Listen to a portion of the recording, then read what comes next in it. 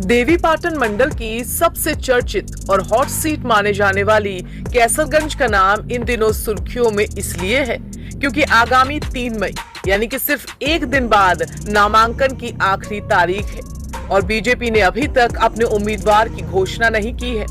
BJP तो छोड़िए, यहाँ से विपक्षी सपा ने तक अपना उम्मीदवार नहीं उतारा है, वो भी बीजेपी के निर्णय पर नजर गड़ाई बैठी।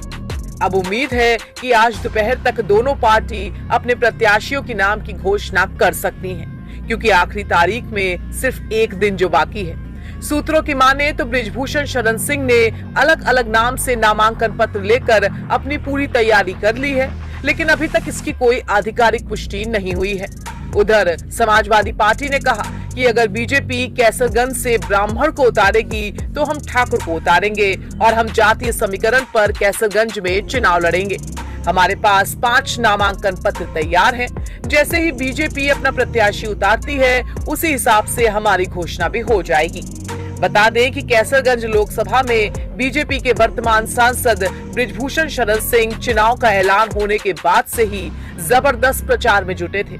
कैसरगंज से गोंडा तक उन्होंने कई जनसभाएं की और लगातार बीजेपी के बड़े नेताओं के पोस्ट भी अपने सोशल मीडिया पर डाल रहे थे, मगर अब वो पिछले 3-4 दिन से कोई चुनावी जनसभा नहीं कर रहे। हालांकि मीडिया से बात करते हुए अपने आखिरी बयान में उन्होंने बड़ी खुशखबरी की बात कह दी थी। और उस संदर्भ में मैंने कहा था, और आज भी आ जाए तो स्वागत है, कोई दिक्कत थोड़ा है।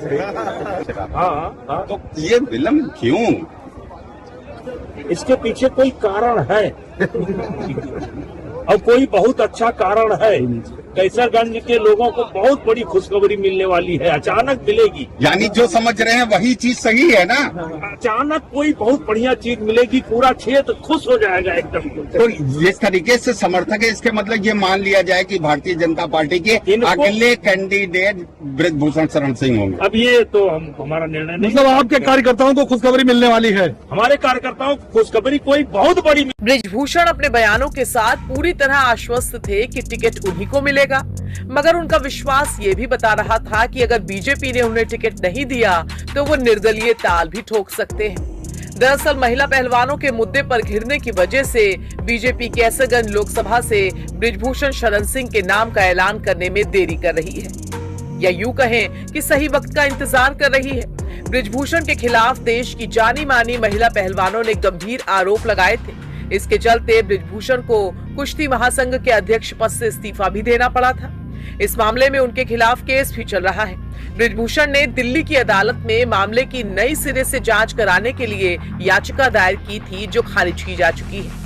अब एक खबर ये है कि उनके बेटे और पत्नी के नाम पर भी पार्टी विचार कर सकती है, और दूसरी ये कि अगर उनके परिवार से किसी को टिकट नहीं मिलेगा तो तरफगंज से ब्राह्मण चेहरा विधायक प्रेम नारायण पांडे और करनैलगंज से विधायक अजय कुमार सिंह का नाम का ऐलान हो सकता है।